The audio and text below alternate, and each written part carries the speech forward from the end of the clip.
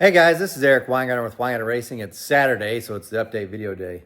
Thanks for all 50 something of you guys that stayed up last night and watched the live feed. No, I didn't tell you guys I was going to do it. I was more shocked that people even got on. I thought I was just going to do a live feed just to kind of show I'm not cheating up the flow numbers, but people actually tuned in, so thank you, especially my Australians. You guys are probably in bed by now.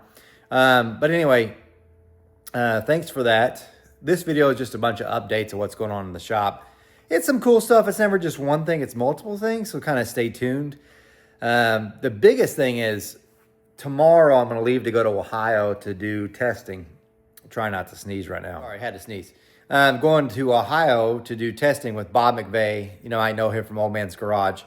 What I had done is I sent him a set of my CNC 227 heads. They're the dart imitation heads. You can also use... If you send it an AFR Enforcer, the old style one, I could CNC port that one. But I sent that one off, and they dynoed it. Preliminary results are okay. I'm not like, yay, but it's more of a lesson learned. So I think it picked up like 23 doing nothing else. But I really don't think the cam's that great. They switched the manifold and gained like 30. So it was like, ooh, that's a big gain there from the manifold. But anyway, they're going to switch a cam today, I think, while I'm not there. And then when I get there, there's a couple other things are going to change because I sent my other two CNC heads. So as you know, I did a program for ProMax, the 235, and I don't even know if it's on their website, which is too bad. I also sell that head, but that 235 program, I have dynoed myself several times on my 406 dyno mule, and it made like 630, 640, something like that. But anyway, on a 406, but that one's there, but also my new 232. So it's on the same head as the ProMax, but I did a different port design. And that one's 232 cc's. So there's only 3 cc's difference between the two port designs. Really, it's the shape. The flow is relatively close. There's some small differences. So of those 3 heads, we'll get to see the differences in it. And I'll get to hopefully see something from it. Because in all fairness, yes, that dart imitation flows less, but they're all relatively close. The Pro Maxes are about 5 or 6 CFM above that.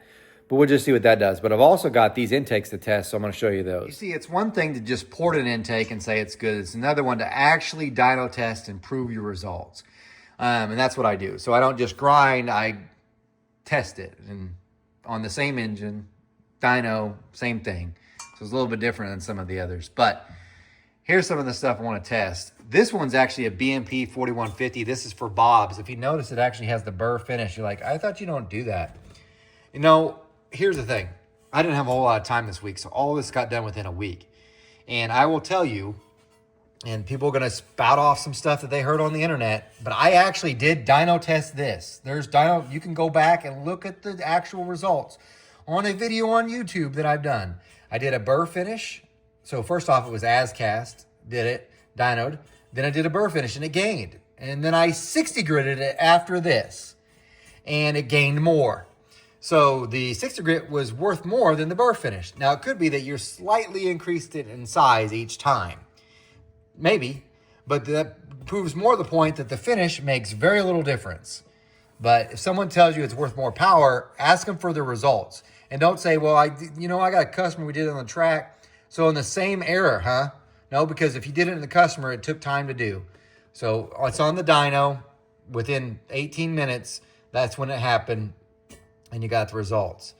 But anyway, the point to this is, it's not, the biggest thing to get out of it is, if you're worrying about surface finish, you're missing the way bigger picture. There are other things in a manifold that are so much more important as far as making power, period. So you focus on your finish, you missed a lot.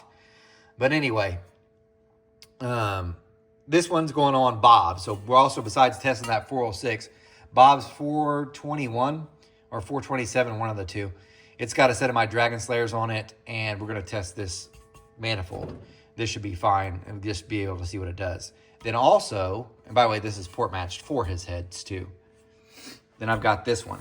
This is an AFR 4810. This is their low profile single plane. Notice the Victor Jr. It's the same height as that Vic Jr. It's even got a slanted carb pad just like it.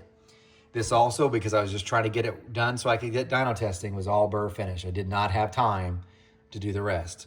So it almost doubles your time to make it look better and make slightly more power, but it does look prettier in most people's eyes.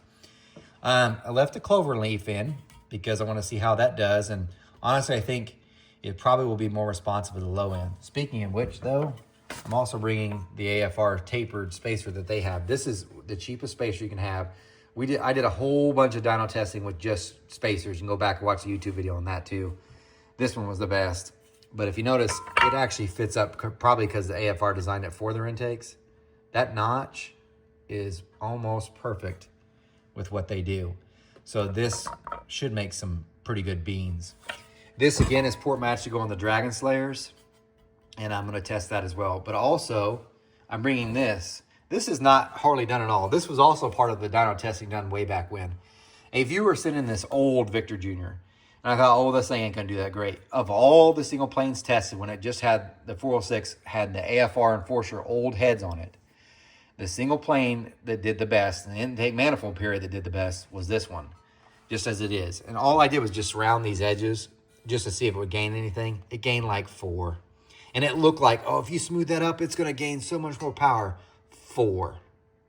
But anyway, this thing made the most. When it had the AFR Enforcer heads on it, it made 570 with this thing on it, and more torque too. It wasn't just horsepower, it was peak torque. This was the best. It beat literally every manifold, including a stock version of that. It was fantastic. So this one, though, is port matched to a 1206. So this is what I'm going to try to do on the 406, which is the engine that's on there now that has the Dart imitation heads. And that actually is port matched to a 1206. So I'm bringing that too. Also, this is a 2892, and this is the Super Victor 2. This is 60 grit. This is for a customer. This is port matched to the 20 for the Dragon Slayers of mine too, my CNC ones. So this one will get compared to the, obviously, probably that one and probably that one too. But this one by far is larger. This, in case you're wondering, Bob already has this exact version on another set of Dragon Slayers. I made over 700, but that was more of a racer engine. So it's not like the 406s that we're testing, the 427, even Bill's 434 we're also dyno testing. Those are all hydraulic roller pump cast steels. So again, this may be too big. That's the reason why we're kind of bringing it. Also, I'm bringing this. Tons of stuff in the shop. I have to get this done today. This is an ironhide manifold. This is the 4150. If you've been watching my videos for a while, you'll know that I have a circle track engine we use for dyno testing. And I'll give a little update after I get done talking about this, about that engine. But anyway, Ironhide had sent me this manifold to dyno test on it. And I thought, you know what, that'd be a good thing to try on those engines of Bill's and Bob's that were the hydraulic roller pump cast steel, because that's, you know, similar. This thing looks massive though compared. The runners are much straighter. And this is one of the things that's hard to beat in someone's head. You can have a manifold that looks perfect, just like this. You're like, the runners are so much straighter, just like that Hulk. The runners are so much straighter. This should make so much more power, and then they just don't. So your looks and what the engine makes for power does not care. The engine does not care about how it looks. You care how it looks. You care that it's straighter. The engine may not care at all. And I've seen this a bunch. Things you think look good and make more power do not. Prime example is that Victor Jr. That made more than the manifolds that look so much better. So engine wants what it wants. It's not what you think it wants. That's why we test. But I have this here because these are my Dragon Slayers. These are actually going on that circle track engine anyway. So I've got it here to mock up because it has to be port matched. So I'm gonna drill my alignment holes and do all the port matching, get that done today, so I can bring that with me to test. Oddly enough, there's another Ironhide right there. That's a Dominator one, but I can't use that because that's a customer's. I actually have a Hulk 4500, but I'm not going to bring that either. Obviously, there's tons of manifolds that have to be ported as well that are here. I mean, there's a whole nother row right underneath here, and then the box is here, and all through here. So I got tons of stuff I got to get done anyway. But so I probably could grab like a 2970. I might grab one because I think that's an R&D one. Some people, like that head right there, those pair, that's a 4060 valve spacing one with the stall pattern. This guy paid, because I have a discount if you do the R&D ones, because you may not get the heads for 8 months, even though they're finished. Like these heads are just ready to be assembled. Once the 406 dyno mill is put back together, I'll dyno test these, because I want to compare my different versions to see how they do. and then that gets off. This particular guy, he also ordered the shaft rockers because the heads are like $600 off when you do the R&D heads. And they'll be brand new, essentially, just used for dyno testing. But he got the rockers for cost, and I think he did the 2970, and that's why I've got one over here. So I probably could bring that just a dyno test too. It's a Dominator flange. These are the heads, by the way, that Bob's got on the 406 that I sent him. This particular set's got angled plug. These are available for sale. All I gotta do is assemble them. So if you are interested, let me know. Anyway, let me show you some other stuff real quick. Remember one of my last update video days, I talked about these heads. These are the big block Chevy Brodix 1203s. These are called their man eaters. Yeah, I know that sounds a little gay. But anyway, I worked on just the one port last Sunday, just see what to do, if I could get it, kind of crack it up. Not bad. It's up at 548. That's what it flows. It's still, I think I just need a different valve with different back cuts, because I just got this generic valve from Brodix, and they don't have the right back cuts, I think, for what I'm doing. Because at 400, it only goes like 313. Just to give you an idea, my SR20 program does like 330. The DN9 program goes 338. So these are way off at 400. Peak though, 548 at 1 inch. And if, by the way, if I push the valve all the way open, it does 571. That's closer. So at the peak wise, it's getting closer to the DN9 sort of. But this is all I need. So I only needed 540 CFM. This is more than enough. And I can tell you this port is smaller than the DN9 stuff. This will work great. The plan is for this to go on a 582. And just for fun. I'll probably put it on methanol and just go have fun with it. Anyway, that's done. Let me show you the next thing. This is my Brodix 3 Extra. These are the masters. So I'm getting ready to send this off to be digitized, and then we can have a CNC program for this. So this is actually, I'm really proud of this. I got the short runner done last Sunday. The long runner is one I'm most impressed with. Way better at those. Even though the short runner is really, really close to flowing what that one does though. Pretty impressive. But this is based off of 345 cc casting, but I'll probably be grabbing a 327 casting and cutting it from there. But I've tried different things, like you can see a clay wing in there just to see if it do anything. The short runner for sure did absolutely nothing, it was horrible. I wish I could have added more material to the casting, because if you add more material on this side, it actually would pick up about 5 CFM. But it's not there to begin with, so porting can't remove what's not there. So, but it's pretty good, can't complain. And this can run on a stud mount. That was the idea for it too. No shafts required. These should be very impressive. Because I think once this gets done, I'm probably going to take my 540 mule and I'm going to put higher compression pistons in it, and then put this on it, and so we can start making over 1,000. Who knows though? I might take the 565 out of the Camaro and play with that. Although the heads on that one, those heads need to be digitized, because I spent some time on those, and those are magic. Those are a 3 Extra oval. Man, they're great. Problem is like hardly any intake fits the thing, unless you run spacer plates. But this, everything. So anyway, I got that done too. And I think there's just a little bit left. These are gonna be for sale. What these are, instead of the AFR 305s, but I have ported these. I used these in the 2014 Engine Master Challenge. Most recently, it was on my 477 big block that it ate a head gasket and actually melted through the head, but it's been repaired. So what actually happened is it blew out right through here. Gerald Brand welded this all up, fixed the chamber, milled it flat, new valve job. So when these come, they'll be assembled with used valves and springs, but I'll sell them just like all assembled for $3,000. So if you're interested, email me at winegrindingracing@gmail.com. Other things, if you're like, what about these R&D heads you just mentioned? So this whole part's gonna sound sales pitchy, I don't care. If you're interested in the R&D heads, and there are several that are still left, mostly the standard ones, email me and I'll tell you what's available. And if you would like to purchase those, they're a great deal. If you want to buy some of my new heads, that's great too. Also, remember, from now until like, I think Christmas, I have that sale on the PDF bundle. It's not really a sale, but it's, and I'll put the link in the description for this video. This gets you literally every single dyno test I have ever done since I was been on YouTube. All of them. All that data is sent to you digitally. And it's a bunch. Like, it's a lot. It's not just Chevy. So I got the small block Ford dyno mill we have, the 427 small block Ford that we use for the cam challenge, the LS, that was used for Cam Challenge, and that wasn't just cams. We also did a bunch of heads with that. The 496 big block, the 540 big block, the 406 big block. I think the blow-up motor is also in there. The small block Chevy we tried blowing up. The 383 dyno mule was also in there. Everything. It's $150. So yes, it's expensive, but man, the knowledge is a lot. But anyway, do that. It's on. You get all that until Christmas, so it's a great deal. After that, and not that it goes away or nothing, but this is the time where I add all the rest of the stuff. Because after Christmas, anything from that point on is in next year's videos, or next year's channel membership, and next year's thing. So this gets you literally everything. So best thing to do. Also, there's print books that are available. So on my online store, I'll put a link in the description too. Several people want the print books. So what I mean by that is, this is the print book. So you could actually open it up. You could flip to a dyno test. Oh, what was tested? Oh, there's the 4-hole AFR wrong. Oh, look, there's a 4811 when you tested that manifold. Remember I was talking about that Victor Jr.?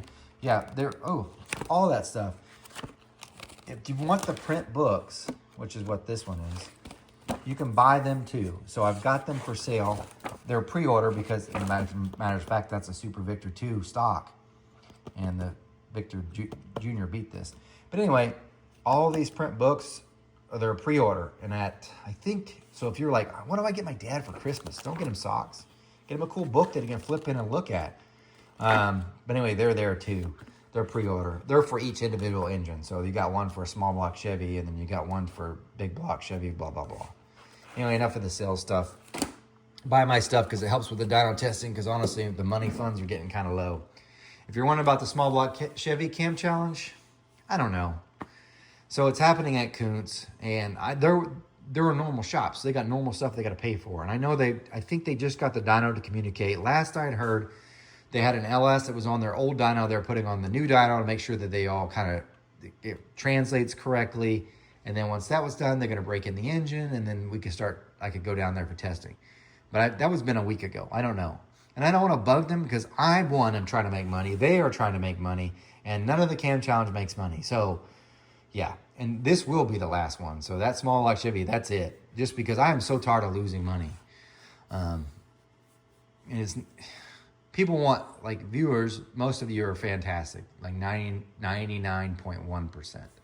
You're fantastic. You've been great. You stuck around even when the stuff wasn't all that great. You're awesome, right? But then everybody else is like, you need to test this. Why didn't you do this? Why didn't you? Every time you say that stuff, it's money. And it's money you're not paying. You're just clicking on a video to watch. And you've got this mistaken identity thing that YouTube pays so much that you can dyno test this. I have never, listen to me, never made money on a dyno session except for one, and that was the LS Cam Challenge. That's the only time I've ever made money, and not from YouTube, is from the donations of people donating to the Cam Challenge. That was the only time I've ever made money on a dyno session, ever. So you can go back and look at any of the videos of all my stuff.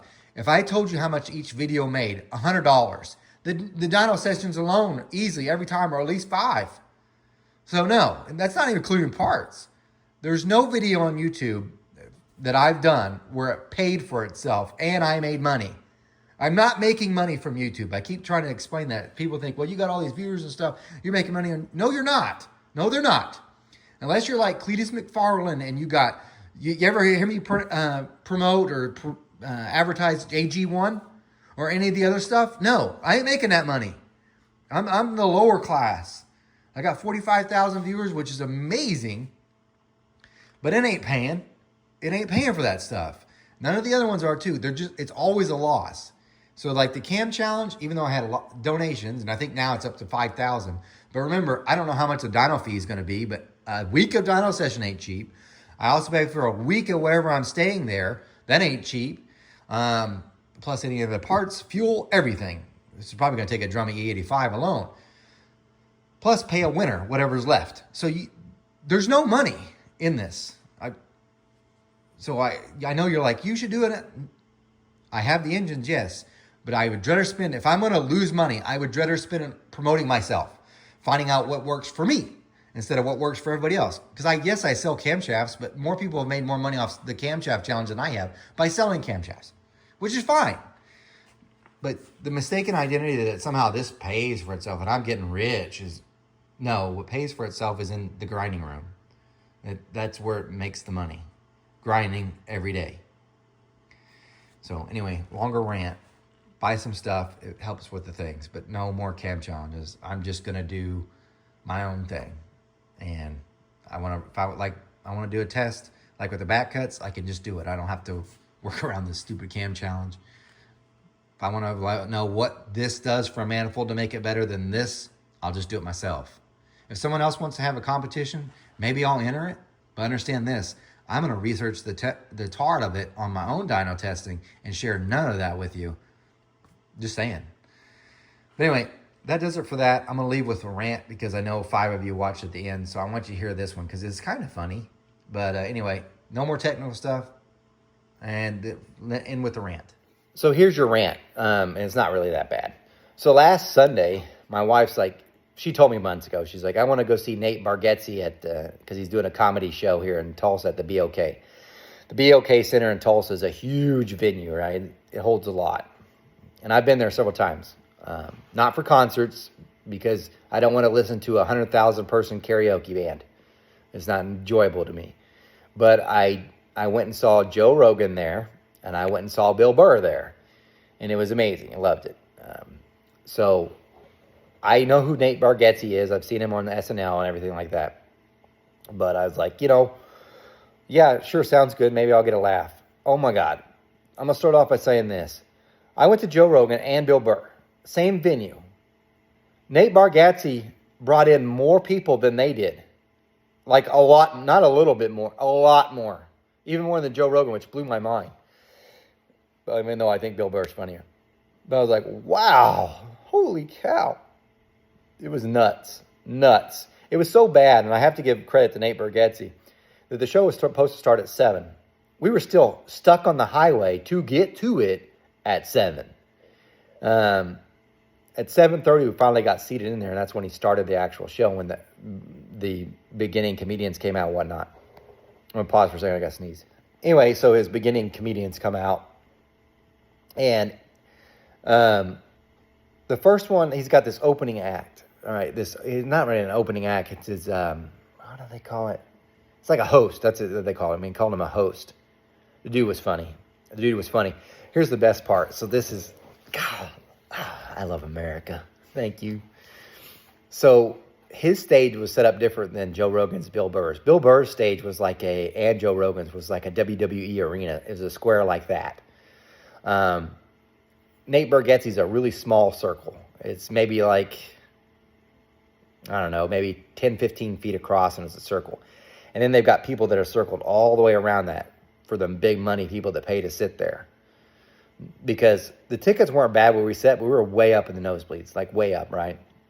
Anyway, so the host comes out, and remember, this is starting 30 minutes late, so you would figure people would be in their seats.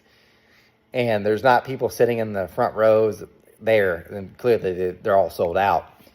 And he was giving them a hard time for not getting there. He's like, no, take your time. But then he was kind of joking with them, and this is where the best part came in. Probably the best part. He just went to some guy, and he's like, you look really happy, sir. And he has his arms crossed and stuff or whatnot. And he goes, sir, what do you do? And man, oh man, thank you, host. Thank you. Because the man's like, I'm in food service. And he goes, the host is like, come on now. You're in food service? You're in food service, are you?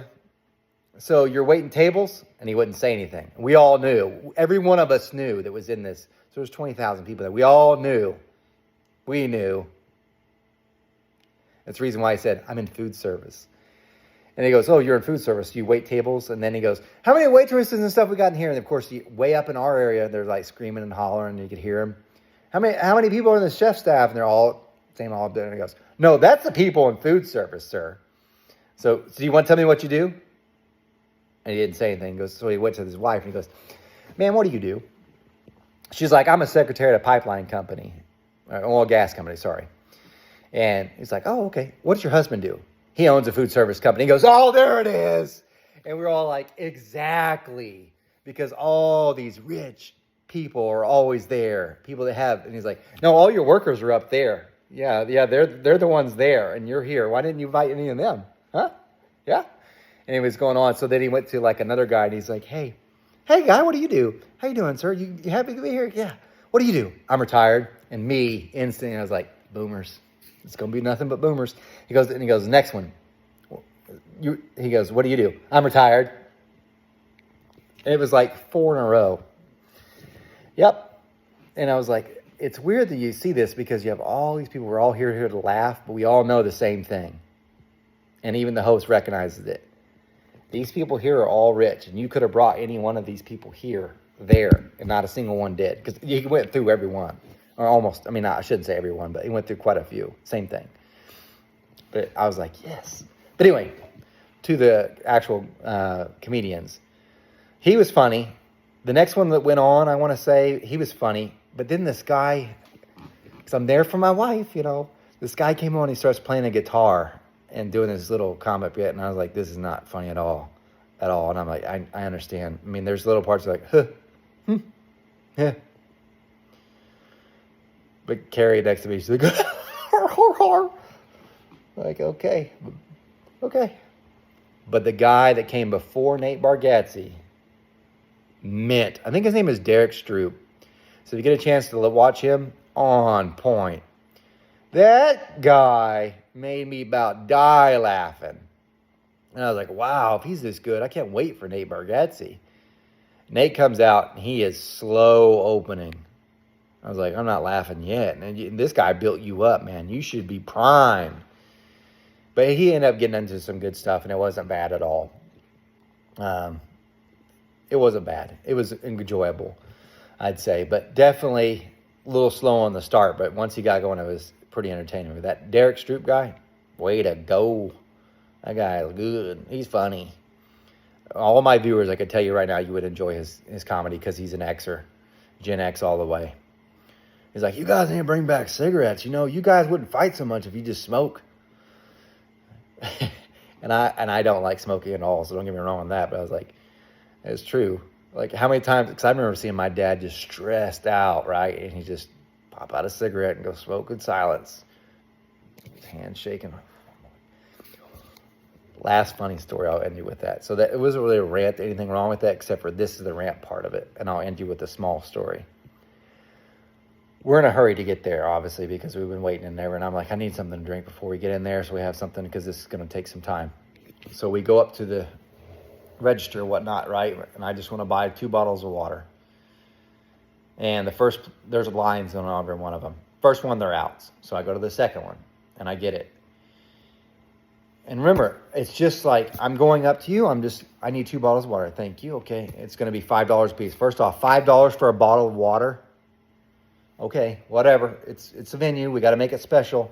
It's just Aquafina. I can get it at Walmart. Whatever. $5 for a bottle of water. Then you have the audacity. It's going to ask you something right here. Because, by the way, be okay, cashless. It's like, sir, I'm sorry. We're cashless here. Okay. But it's going to ask you something on the screen, and you just go tab it. Now, remember, we're working for free. And it says volunteer on their shirt. Right? We're working for free. You got to do something. And Carrie, my wife, she's about to click the tip. I was like, no.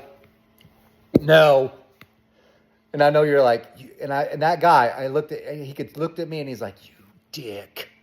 You paid for this and you can't, you're right. I can't afford it. I just paid $10 for 2 bottles of water plus whatever this ticket is. Plus, luckily I didn't have to pay for parking. A lot of people did. But we had to park like 3 blocks, half a mile away. But anyway, no, I don't. And he goes, we're not getting, because he's like, we're not getting paid this all. No. And you're like, why would you I know he's thinking of dick. We're like, dude, the water's $5. Okay. Let's say BOK that's the venue, takes $2. And Nate Bargatze takes $2. You still have $1 for every sale that's here. And there's like a bazillion people here. Why are you asking me, who's already paid $5 for this freaking bottle of water, for a tip? Why don't you ask Nate Bargatze? He's a millionaire. How about that? Ding!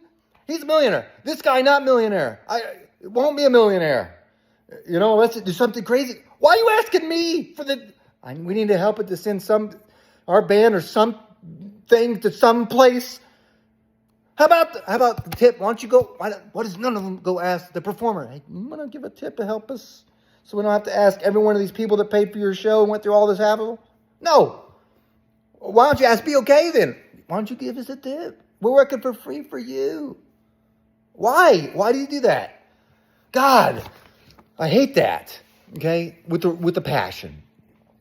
My goal, I wanted to run for governor for three purposes. And my sister, who's the attorney, is like, no. But three purposes, and I'm going to hear two of them is going to happen within this week. No, all three. Only three things I wanted to fix in Oklahoma, because you can't fix another thing. I don't care what the governor says or what same with the president. You can't fix anything. You're going to get three things you can fix in any term, period. And it better be major. So these are the three things I was going to fix. One was you can't tip.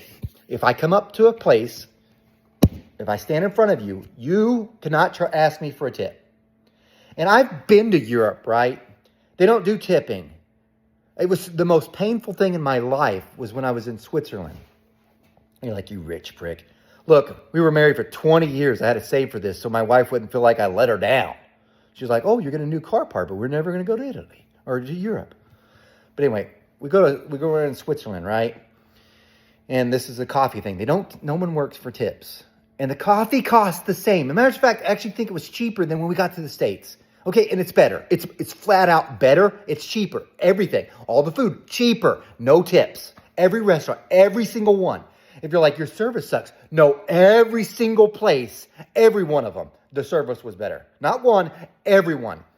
Everyone in the place works their tail off. They are so much harder workers than they are in America. And I'm American, I'm saying it. It's the truth. If you never go over there, you'll never believe it because America's the best until you find out, no, it's not. No, The most painful thing is I watch this barista, and she's hustling behind this thing. She's got one person, Starbucks will have four. One person doing what four would do in America. Just flying, right? Taking care of bam, bam, bam, bam, bam. American, old woman, Karen, boomer Karen, complains because she had to pay for a restroom, because that is different in Europe. If you want to go pee, you got to pay for it, right? And she's like, and I'm not, why should I have to pay? Why should I have to pay? Because she just walked in, she didn't buy a thing. She's like, it is, you didn't buy anything. She's like, well, how much is it? And by the way, if you're like, how much is it? It's $0.25. Okay, it's $0.25. Whoop-de-doo, but not to this Karen. So she's throwing this massive fit, right? And the barista just ignoring her and just doing her thing. And she's still young. She's like, can I talk to your manager? And she's like, I am the manager because there's one person working. Well, then I want to talk to the owner. She's like, well, I can't do that while doing all the coffee for all the others. And I'm watching all this. I'm like, can you make us look worse, please, ma'am? Please? You're doing a banger job. Anyway, I go over there and I go, ma'am, after it's over. Because eventually the woman leaves to go to a paid public restroom you have to have. So eventually I go over there and I go, look, I know you guys don't work for tips, but I am American. I'm sorry you had to go through that. And I just handed her a franc, which is like, I don't know, $2 or $3. We fly back in and we get into Atlanta. I'm at the Starbucks there. It's like watching snails. You got 2 or 3 people and they're moving as if, here, Eric, it's going to ask you a question. You want a tip? Hell no, I don't want a tip. Anyway, so the things I'd fix was you can't tip if I walk up to you. It has to be actual extra more. So get used to that. Second thing, which is probably going to happen here tomorrow, semis aren't allowed in passing lane. You can only pass another vehicle if they're 15 mile an hour slower than you are, period. Because I'm about to have, and I know it's going to happen, 2 trucks, semi-trucks, fully loaded. One's going 65, one's going 65 and a half that feels the need to pass a 65 mile an hour guy. And I'm going to be stuck behind him. And there still will be a mile of cars. But hey, you don't care. You're just doing your 8 hours. And I love truckers, but you know there's other truckers who do that. Because you're one of the other, like you're a trucker that's going 70. You ain't speed limited. You can get it. And you're stuck behind that same one. That'd be, done. Done with that. And the last thing is get rid of spam calls. Never going to happen. Anyway, so there's your longer rant. Went for 12 minutes. But loved the venue. Loved all that. But, yeah. I'm not for tipping at all. Oh, no. But anyway, guys, thanks for watching. Remember, I'm no Superman. I did raise Superboy. I do not port cast iron heads. The best way to get a hold of me is email. Don't message me on Facebook or Instagram. My email is winegunnerracing@gmail.com. If you call and I sound like a dick on the phone, it's because I'm trying to do stuff for people that have already paid. You, sir, have not paid if you're on the phone with me. Because one of the first questions I ask is, are you a customer of mine? Or have you... So the first thing I ask is, are you buying something for me or have you already bought something for me? If you're not either one of those, it's really tough when I'm trying to get stuff done for people that have paid. So I will be a dick on the phone, not because I'm meaning to be, but because it's rude to others. If someone was cutting your hair and they kept stopping and talking to people that are thinking about getting their hair cut while your hair looks like a bush, you'd be getting upset when you're like, I got other stuff I need to get done and I can't get it done because this guy ain't done cutting my hair. Same principle. Guys, thanks for watching. You guys take care.